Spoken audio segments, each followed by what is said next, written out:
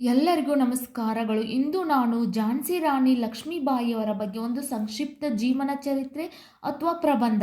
ನಿಮಗೂ ಕೂಡ ಇಷ್ಟ ಆದರೆ ಈ ವಿಡಿಯೋಕ್ಕೆ ಒಂದು ಲೈಕ್ ಮಾಡಿ, ಶೇರ್ ಮಾಡಿ, ಸಬ್ಸ್ಕ್ರೈಬ್ ಮಾಡಿ. ನೀವು ಲೈಕ್ ಮತ್ತು ಶೇರ್ ಮತ್ತು ಸಬ್ಸ್ಕ್ರೈಬ್ ಮಾಡುವುದರಿಂದ ನಮಗೆ ಮತ್ತೆ ಮತ್ತೆ ವಿಡಿಯೋ ಮಾಡಲು ತುಂಬ ಖುಷಿ ಆಗತ್ತೆ. ಪ್ಲೀಸ್ ಯಾರೆಲ್ಲ ವಿಡಿಯೋ ನೋಡ್ತಾ ಇದ್ದೀರಿ ಲೈಕ್ ಮಾಡಿ, ಶೇರ್ ಮಾಡಿ, ಸಬ್ಸ್ಕ್ರೈಬ್ ಮಾಡಿ, ನಿಮ್ಮ ಸಪೋರ್ಟ್ ಕೊಡಿ. Thank you. ಝಾನ್ಸಿ ರಾಣಿ ಲಕ್ಷ್ಮೀಬಾಯಿ ಭಾರತೀಯ ಸ್ವಾತಂತ್ರ್ಯ ಹೋರಾಟಗಾರ್ತಿ. ಝಾನ್ಸಿ ರಾಣಿ ಲಕ್ಷ್ಮೀಬಾಯಿ ಭಾರತೀಯ ಸ್ವಾತಂತ್ರ್ಯ ಹೋರಾಟಗಾರ್ತಿ. ಸ್ವಾತಂತ್ರ್ಯಕ್ಕಾಗಿ ರಣರಂಗದಲ್ಲಿ ನಗು ನಗುತ್ತಾ ತಮ್ಮ ಪ್ರಾಣವನ್ನು ಬಿಟ್ಟರು. ಸ್ವಾತಂತ್ರ್ಯಕ್ಕಾಗಿ ನಗು ನಗುತ್ತಾ ರಣರಂಗದಲ್ಲಿ ತಮ್ಮ ಪ್ರಾಣವನ್ನು ಬಿಟ್ಟರು ಝಾನ್ಸಿ ರಾಣಿ ಲಕ್ಷ್ಮೀಬಾಯಿ. 1857ರಲ್ಲಿ ಭಾರತದ ಸ್ವಾತಂತ್ರ್ಯಕ್ಕಾಗಿ ಹೋರಾಡಿದ ಮೊದಲ ಸ್ವಾತಂತ್ರ್ಯ ಹೋರಾಟಗಾರ್ತಿ ಝಾನ್ಸಿ ರಾಣಿ ಲಕ್ಷ್ಮೀಬಾಯಿ. 1857ರಲ್ಲಿ ಭಾರತದ ಸ್ವಾತಂತ್ರ್ಯಕ್ಕಾಗಿ ಹೋರಾಡಿದ ಮೊದಲ ಸ್ವಾತಂತ್ರ್ಯ ಹೋರಾಟಗಾರ್ತಿ ಝಾನ್ಸಿ ರಾಣಿ ಲಕ್ಷ್ಮೀಬಾಯಿ. ಲಕ್ಷ್ಮೀಬಾಯಿ ನಿಜವಾದ ಹೆಸರು ಮನುಬಾಯಿ. ಲಕ್ಷ್ಮೀಬಾಯಿ 1835ರ ನವೆಂಬರ್ 13ರಂದು ಕಾಶಿಯಲ್ಲಿ ಜನಿಸಿದರು.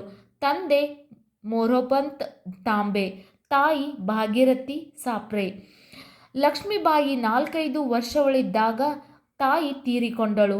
ಬಾಲ್ಯದಿಂದಲೂ ಪುರುಷರೊಂದಿಗೆ ಆಟವಾಡುವುದು, ಬಾಣಗಳನ್ನು ಮತ್ತು ಕತ್ತಿ ಹಿಡಿಯುವುದು, ಕುದುರೆ ಸವಾರಿ ಇತ್ಯಾದಿಗಳಿಂದ ಅವಳ ಪಾತ್ರವು ವೀರ ಪುರುಷರಂತೆ ಗುಣಗಳನ್ನು ಬೆಳೆಸಿಕೊಂಡಳು. ಝಾನ್ಸಿ ರಾಣಿ ಲಕ್ಷ್ಮೀಬಾಯಿ 4-5 ವರ್ಷಗಳಿದ್ದಾಗಲೇ ಅವರ ತಾಯಿ ತೀರಿಕೊಂಡ ನಂತರ ಅವಳು ಪುರುಷರೊಂದಿಗೆ ಆಟವಾಡುವುದು, ಬಾಣಗಳನ್ನು ಹೊಡೆಯುವುದು, ಕತ್ತಿ ವರಸೆ ಮಾಡುವುದು, ಹೀಗೆ ಕುದುರೆ ಸವಾರಿ ಮಾಡುವುದು ಇಂಥ ಎಲ್ಲ ಪಾತ್ರಗಳನ್ನು ತನ್ನ ಜೀವನದಲ್ಲಿ ಅಳವಡಿಸಿಕೊಂಡು ವೀರ ಪುರುಷರಂಥ ಗುಣಗಳನ್ನು ಅಳವಡಿಸಿಕೊಂಡಿದ್ದಳು ನಮ್ಮ ಝಾನ್ಸಿ ರಾಣಿ ಲಕ್ಷ್ಮೀಬಾಯಿ. ಲಕ್ಷ್ಮೀಬಾಯಿಯವರಿಗೆ 13 ವರ್ಷದವರಾಗಿರುವಾಗ ಝಾನ್ಸಿಯ ಮಹಾರಾಜ ರಾಜ ಬಾಲ ಗಂಗಾಧರ ರಾವ್ ಅವರನ್ನು ಮದುವೆಯಾದರು.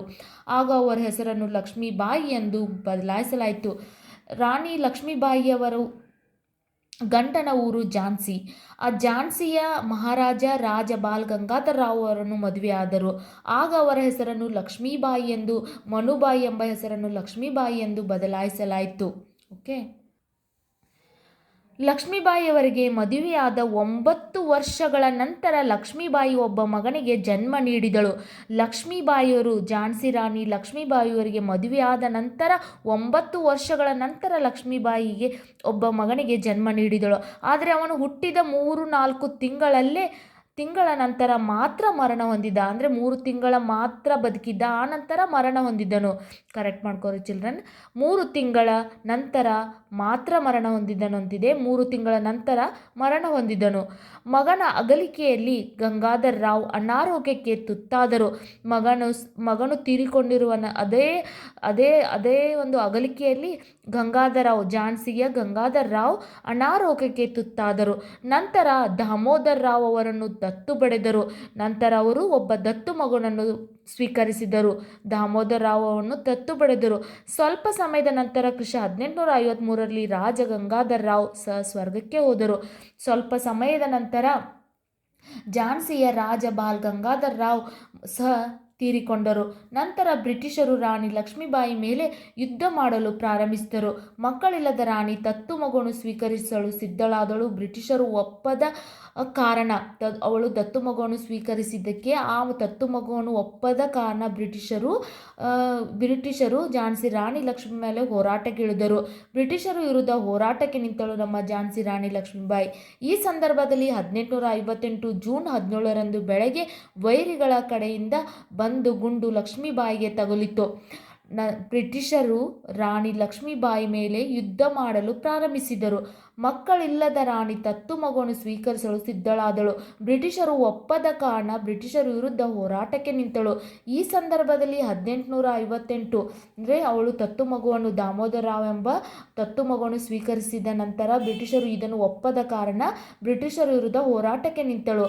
1858 ಜೂನ್ 17ರಂದು ಬೆಳಗ್ಗೆ ವೈರಿಗಳ ಕಡೆಯಿಂದ ಬಂದ ಗುಂಡು ಲಕ್ಷ್ಮೀಬಾಯಿಗೆ ತಗುಲಿತು. ಝಾನ್ಸಿ ರಾಣಿ ಲಕ್ಷ್ಮೀಬಾಯಿ ಮರಣ ಹೊಂದಿದಳು. ಕೋಟೆ ಮತ್ತು ಪುಲ್ಭಾಗಗಳ ನಡುವಿನ ನದಿ ತೀರದಲ್ಲಿ ಆಕೆಯ ದೇಹಕ್ಕೆ ದಹನ ಸಂಸ್ಕಾರ ನಡೆಯಿತು.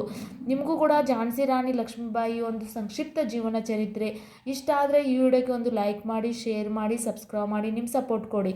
ಝಾನ್ಸಿ ರಾಣಿ ಲಕ್ಷ್ಮೀಬಾಯಿ ಅವರಿಗೆ ಜಯವಾಗಲಿ. Thank you.